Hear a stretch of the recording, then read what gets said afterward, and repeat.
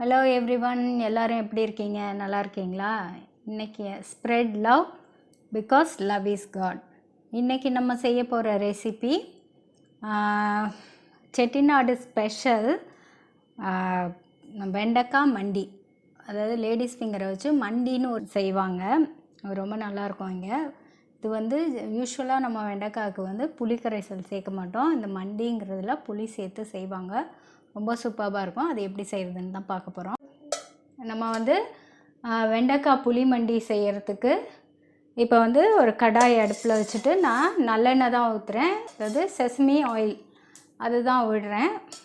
கொஞ்சம் ஒரு 2 ஸ்பூன் ஃபுல்லாக விட்டுக்குங்க, ஏன்னா நம்ம இதிலே வெண்டைக்காயும் வதக்க போகிறோம். ஸோ விட்டுட்டு இதில் கடுகு,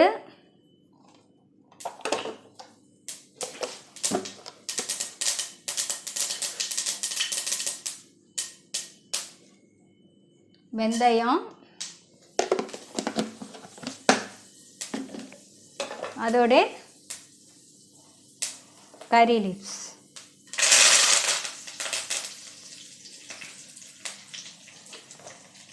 எல்லாம் வதக்கிட்டு இப்போ அனியன்,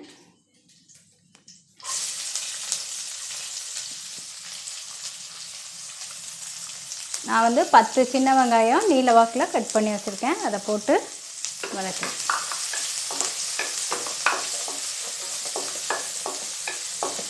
இப்போ இதோடே நம்ம கார்லிக்கும் போட்டுக்கலாம். கார்லிக்கும் இந்த எண்ணெயிலே வதக்கினா தான் நல்லாயிருக்கும்.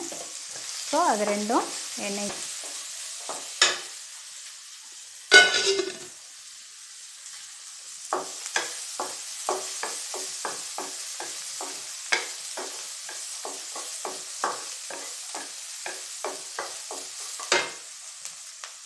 ஸ்லிட் பண்ண க்ரீன் சில்லிஸை போட்டுக்கலாம். இதோடே 2 ட்ரை சில்லிஸும் போட்டுக்கணும்.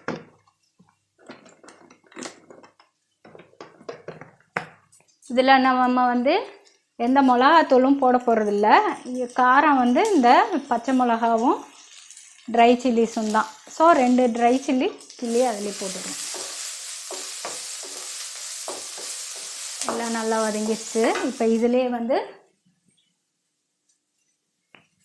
வெண்டைக்காயும் போட்டு நல்லா வதக்கிடலாம்.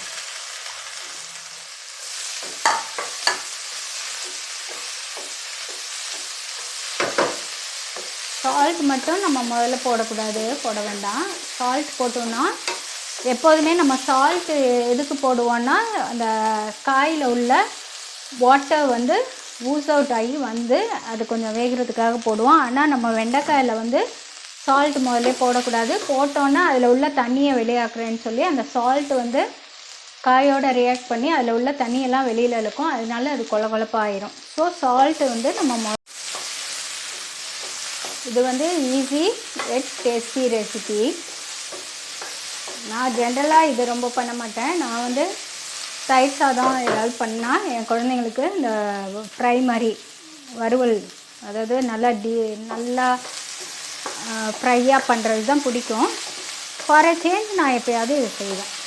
இதுவும் ரொம்ப நல்லாயிருக்கும். இதில் பாருங்கள், ரொம்ப தண்ணி விட்டு வரல, ஏன்னா நான் சால்ட் இன்னும் போடலை. எதுக்குமே சால்ட் போடலை. நான் முதல்ல அனியனுக்கு கூட நான் சால்ட்டு போடலை. இப்போ அசஃபெட்டிடா, அதாவது பெருங்காயத்தூள் கொஞ்சம் போட்டுக்கிறேன் இதிலே.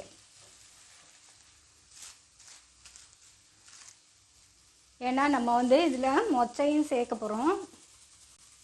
ஸோ கொஞ்சம் பெருங்காயத்தூள் போட்டுக்கோங்க.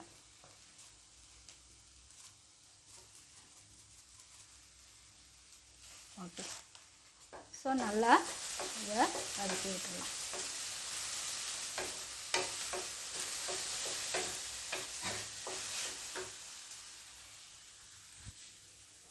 இப்போ இதோட தக்காளி போட்டுக்கணும்.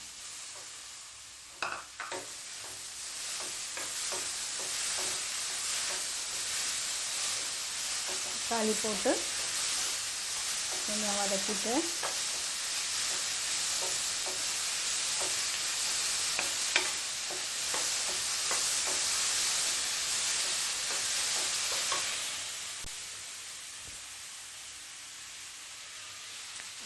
வேக வச்ச முச்சை தான் இது.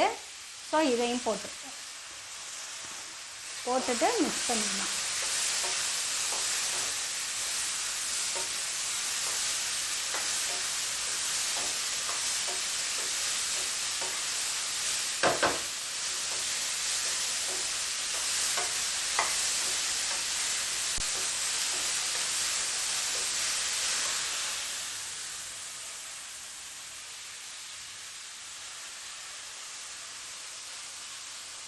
இப்போ பாருங்கள், லாஸ்ட்டில் நம்ம புளி தண்ணி விட போகிறோம்.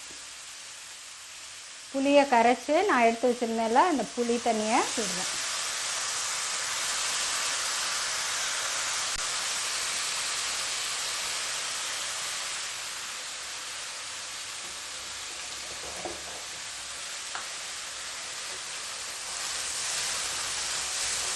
இப்போ விட்டு இதை மிக்ஸ் பண்ணிவிட்டு இப்போ வந்து நம்ம இதில் கொஞ்சம் சால்ட் போட்டுக்கலாம்.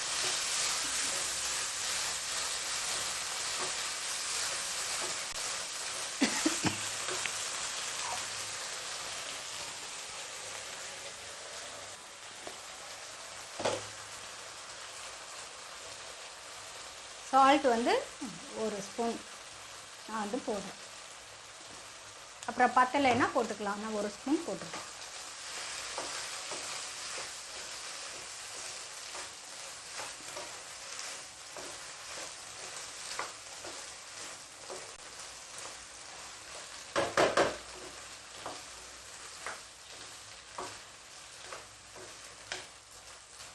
புளி தண்ணி விட்டுட்டு நல்லா ஒரு கொதி கொதிச்சோன்னே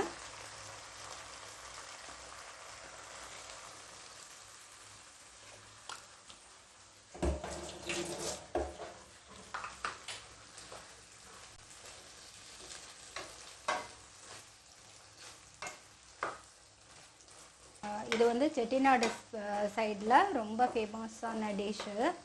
இது பவர் பேக்ட் ரெசிபின்னு கூட சொல்லலாம். இதில் வந்து ஃபைபர், ப்ரோட்டீன் எல்லாமே இருக்குது. ஏன்னா இந்த பீன்ஸில் உள்ள ப்ரோட்டீன் அண்டு வெண்டைக்காய் எல்லாம் சேர்ந்து இது ரொம்ப டேஸ்ட்டாகவும் இருக்கும். அதே சமயத்தில் ஹெல்த்தியானதும் கூட. இப்போ அவர் healthy tasty Vendakkai Mandi is ready now.